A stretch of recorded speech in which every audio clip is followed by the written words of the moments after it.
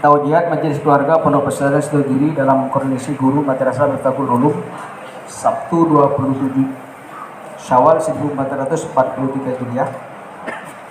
Assalamualaikum warahmatullahi wabarakatuh. Bismillah, alhamdulillah, wassalatu wassalamu ala rasulillah wa ala alihi wa sahbihi wa mawala amma ba'd. Alhamdulillah, segala puji bagi Allah atas segala rahmat, nikmat dan ma'unahnya, sehingga kita bisa bertemu dalam kesempatan yang penuh barokah ini. Salawat dan salam untuk Nabi kita Rasulullah Muhammad SAW yang telah memberikan contoh dan teladan yang sangat sempurna mengenai perjuangan yang tiada henti, mengenai pengabdian yang tiada pamrih, mengenai keistiqomahan yang tiada jeda. Bapak-bapak dan saudara-saudara staf guru sekalian,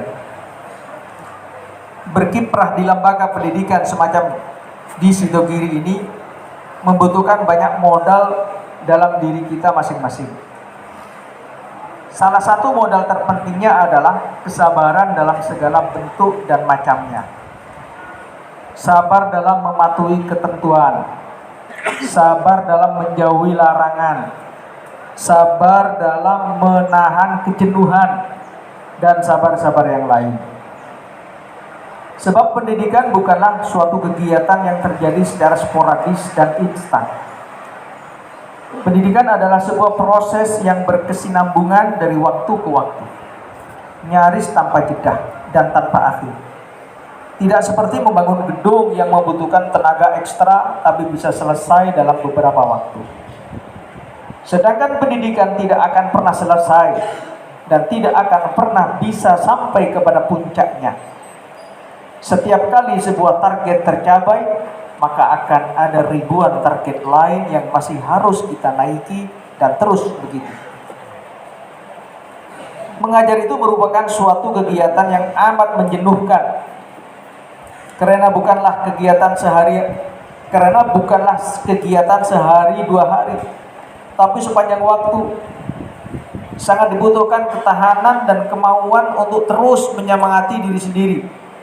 Dari sisi bentuk kegiatan, mengajar barangkali bukanlah aktivitas yang berat, masih kalah berat dibandingkan kegiatan-kegiatan lain yang lebih membutuhkan tenaga dan pikiran.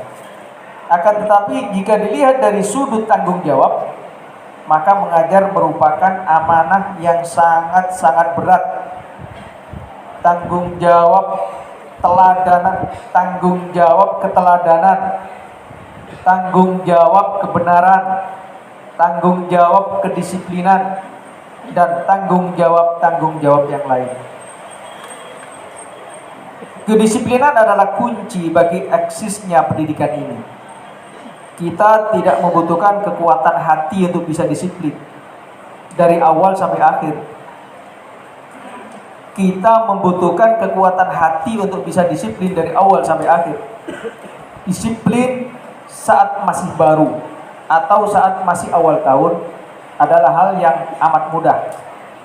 Tapi untuk bertahan disiplin dari awal sampai akhir dan tetap semangat saat memasuki masa jenuh memerlukan kematangan hati dan kemantapan visi.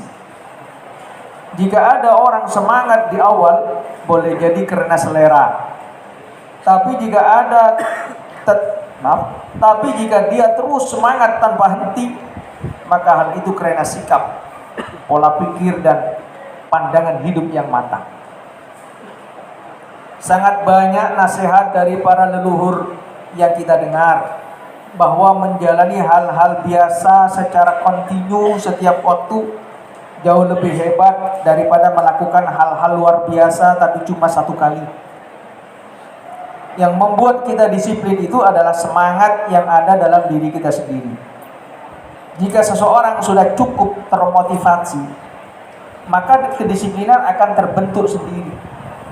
Jika kita tidak termotivasi dan tidak terbiasa mengatur waktu, maka kedisiplinan adalah mekanisme yang amat menyeramkan.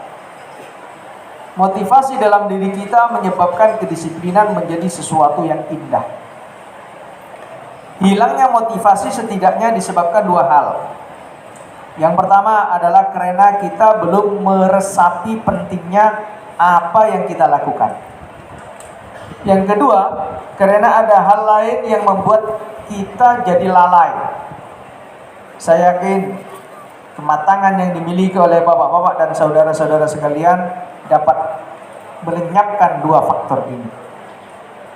Bapak-bapak dan saudara-saudara staf guru sekalian, seperti yang telah seringkali saya sampaikan, posisi bapak-bapak dan saudara-saudara di sini adalah sebagai pembantu dari pengasuh.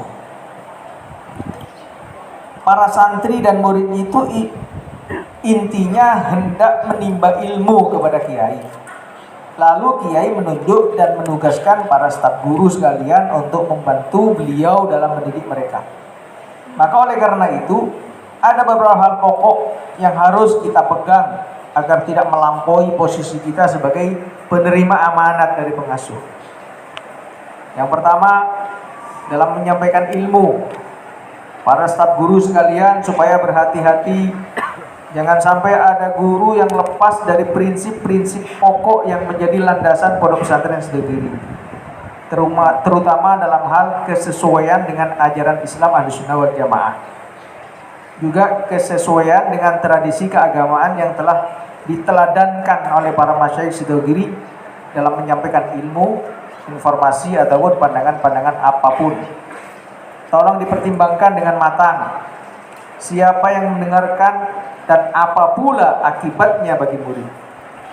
Soalnya pendidikan kita bukanlah pendidikan yang mendewa-dewakan informasi, ilmu pengetahuan dan wawasan saja.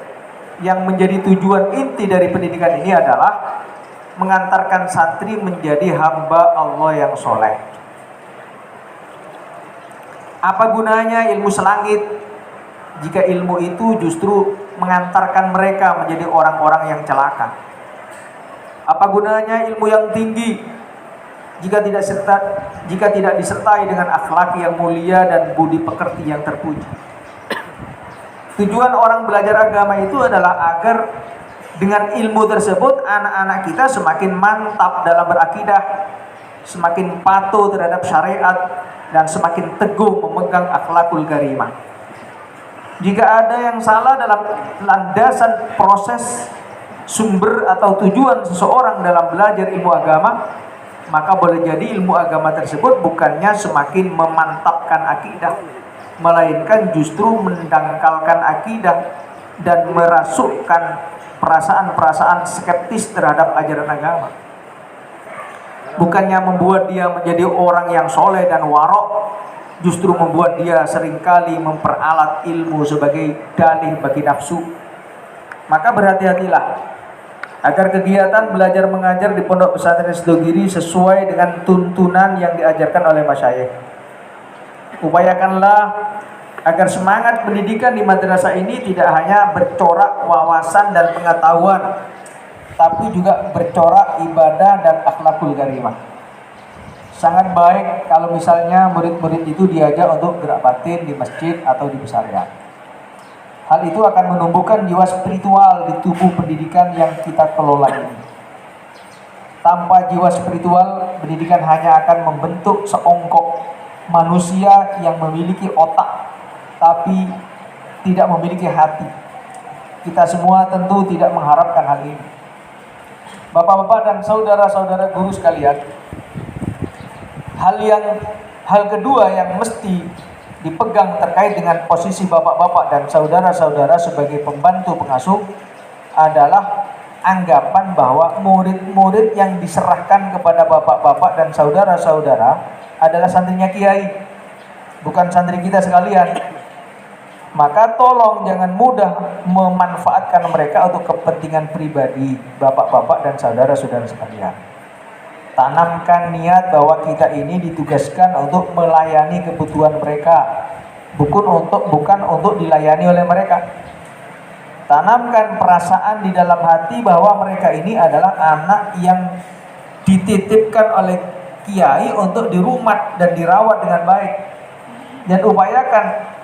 Dan upayakanlah untuk mendidik mereka dengan cara-cara yang elegan dan sebisa mungkin hindarilah kekerasan. Kekerasan seringkali menimbulkan akibat-akibat buruk, terutama jika kekerasan itu menjadi sarana pelampiasan emosi. Namun demikian bukan berarti tidak tegas. Tegas tidak identik dengan keras. Keras juga belum tentu tegas. Tegas harus senantiasa dipegang dalam melakukan apapun. Meskipun suatu ketika ketegasan itu juga harus dibarengi dengan prinsip-prinsip kearifan dan kebijaksanaan. Baiklah, sekian sambutan dari saya. Semoga bermanfaat. Selamat menjalankan amanah yang mulia ini dengan niat dan tujuan yang juga mulia. Semoga sesuai dengan tuntunan dan harapan para masyayikh. Amin ya rabbal alamin. Sidogiri 27 Syawal 1443 Hijriah. Wassalamualaikum warahmatullahi wabarakatuh. Di Nawawi Satullah, Sekretaris Jenderal Majelis Keluarga Pondok Pesantren.